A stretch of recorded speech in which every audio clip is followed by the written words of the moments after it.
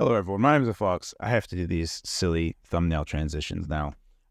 This video is going to be focusing on the new exclusive report from Windows Central by Jez Corden, who has revealed that it looks like Lenovo wants to enter their hat into the ring for making a PC gaming handheld to compete with the Steam Deck, as well as the Asus ROG Ally, and as well as what GPD and INEO makers also produce. Now, there are a few things that I want to kind of address that the article introduces, and kind of also introduce my own speculation on a few different parts, and also some things that I heard to kind of address some of the things in the article to maybe potentially flesh out some stuff. But it's also what my just particular feelings on the matter as well. So let's talk about that. The only thing I'm going to bring up real quickly is that I am running on empty here. I have been awake now for over 24 hours. It's got to be, I don't even know what it is with the time difference. I just returned from LTX Expo, so I'm finally back home.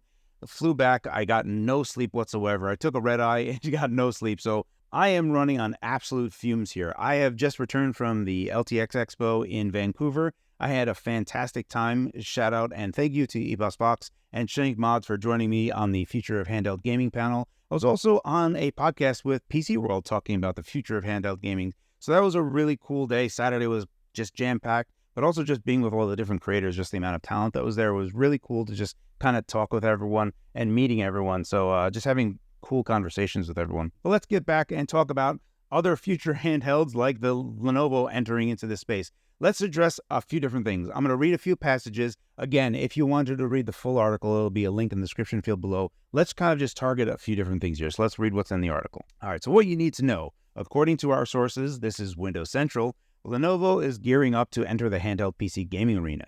Similar to devices like the Steam Deck and Asus ROG Ally, Lenovo's Legion Go device will sport AMD Phoenix processors with an 8-inch display. It could look similar to Lenovo's previously leaked Lenovo Legion Play Android device, which never reached general availability. As of right now, there's no indication on timing for official announcements or launch windows. All right, so there's a few things that we have to talk about here immediately. There's two things that stand out to me that we need to kind of address. Let's just take out one other passage from this particular article.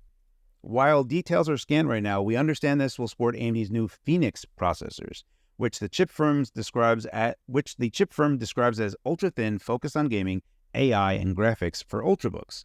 The fact the Legion Go will sport Ryzen chips pretty much guarantees that this is a Windows PC gaming handheld as part of Lenovo's popular gaming Legion brand. Okay, at this point, I'm not going to be referencing any more from Windows Central. I would implore you to go ahead and click on the description field even now or after this video to kind of read more. There's a few things that I want to talk about here. This is specifically mentioning Phoenix, so it's not mentioning what is coming next with Strix. So this means that we're looking at a 7040U series.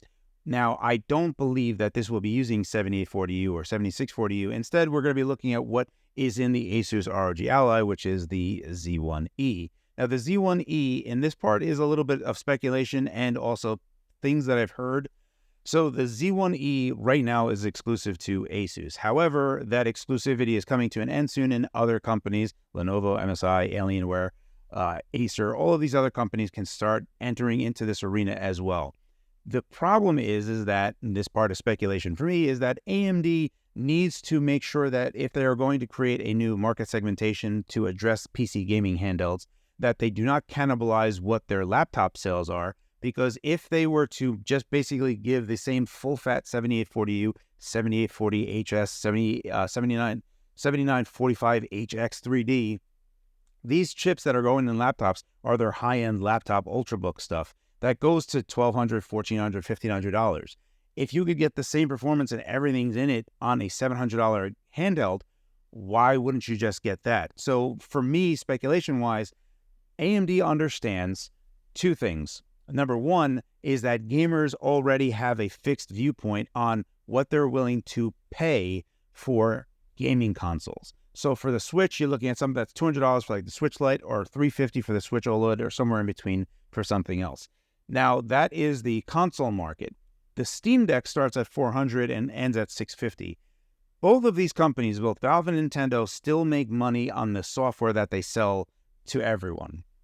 This does not really apply to Asus or any of these other companies. Now, they can, inside of their own UX, have a store that resells Steam keys and then they can take money from that because they're going to be basically selling Steam games and then taking their own cut from that, but only within their store, and still get it on Steam. So this is something that Asus does. Asus links it in their own UX, but I think I forget which PC gaming storefront actually is their third party that's handling that, but that's in Armory Crate today. However, those numbers themselves aren't gigantic, so they're not going to be really fueling anything to be able to sell the Asus ROG Ally for $700 for what it is and still make decent enough money. So what I believe is the case is that AMD is looking to address this new PC gaming handheld market by supplying their best chips, but also kind of putting in some legalese from these companies that say, hey, if we're going to sell you a Z1 or a Z1E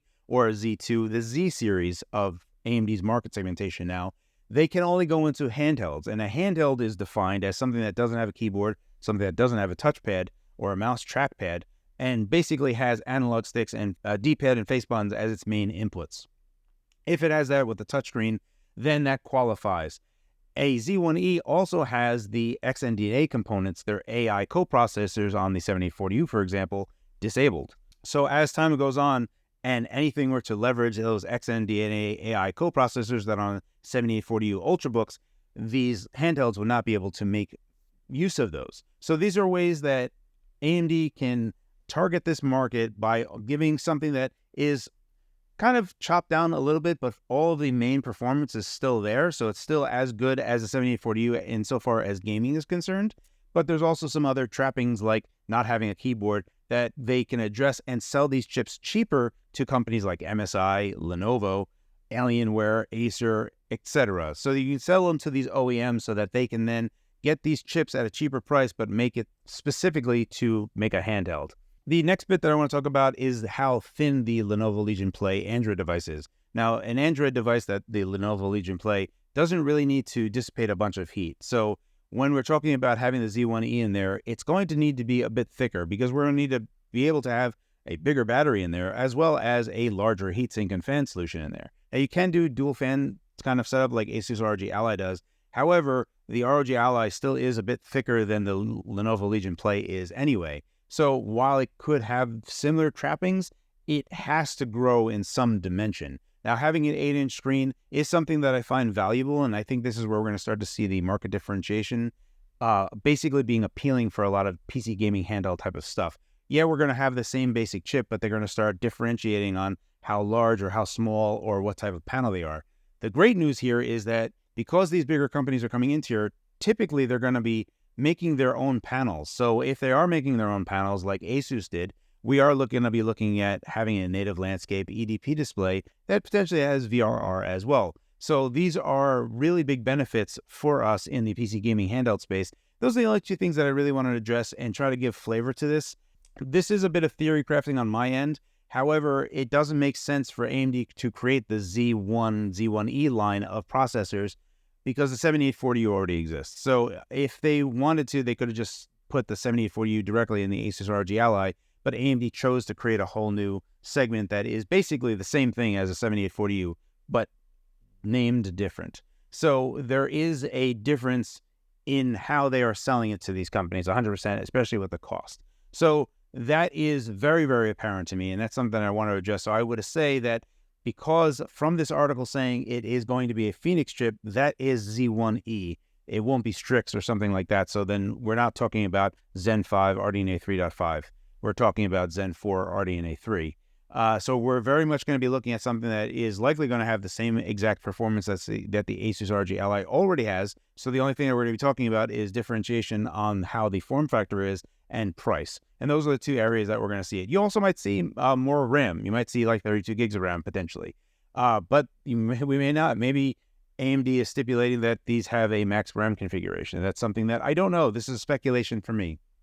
Anyway, just wanted to kind of address it. This is really cool. The future of handheld gaming is bright. I can't wait to see a lot of more companies enter into this arena.